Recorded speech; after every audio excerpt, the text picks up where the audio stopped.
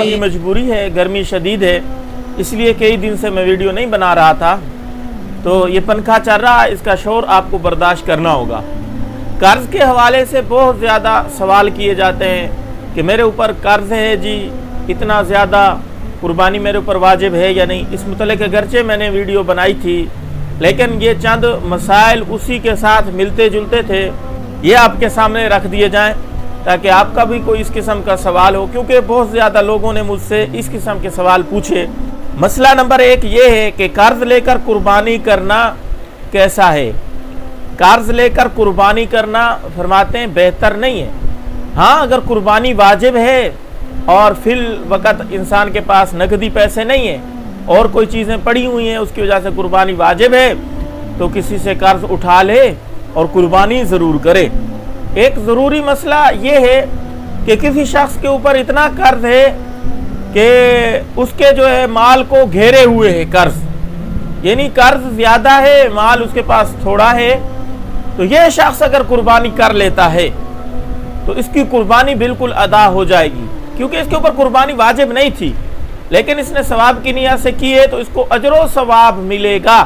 ایسا نہیں ہے، بعض لوگ سمجھتے ہیں کہ قرض تھا، قرض ادا نہیں کیا، قربانی کر لی تو قربانی ادا ہی نہیں ہوگی، ایسا نہیں ہے۔ بعض حضرات یہ سمجھتے ہیں کہ قرض لے کر قربانی کرنا جائز نہیں ہے، حالانکہ ایسا نہیں ہے، قربانی کرنا جائز ہے، قربانی ادا ہو جائے گی، ثواب ملے گا۔ واجب قربانی تھی تو واجب ادا ہو جائے گا، اگر واجب نہیں تھی، قرض لے کے قربانی کی ہے تو قربانی ادا ہو جائے گی، اس کے اوپر اجر و ثواب ملے گا۔ ہاں، البتہ یہ بات ضرور ہے کہ ایسے ہی کوئی ضرورت نہ ہو، قربانی واجب نہ ہو، قرض نہیں اٹھانا چاہیے۔ اگر قرض اٹھایا ہے تو اس کے اوپر امید ہو کہ میں قرض اتار لوں گا، اگر قرض نہیں اتارے گا، قربانی کرے گا تو قرض نہ اتارنے کی وجہ سے گناہگار ہوگا، لیکن اس قربانی کا اجر و ثواب رہے گا، نہیں جائے گا، ثواب ملے گا۔ اسی طرح کسی شخص کے اوپر قرض ہے اور ساتھ قربانی کرنا چاہتا ہے تو علماء فرماتے ہیں اس شخص کو چاہیے کہ پہلے قرض کی فکر کرے، قرض اتارے پھر قربانی کرے۔ اگر قرض ہوتے ہوئے یہ قربانی کرے گا تو یہ اس کا اچھا عمل نہیں ہے، اس لیے اس کے لیے ضروری ہے کہ پہلے قرض کی فکر کرے پھر قربانی کرے۔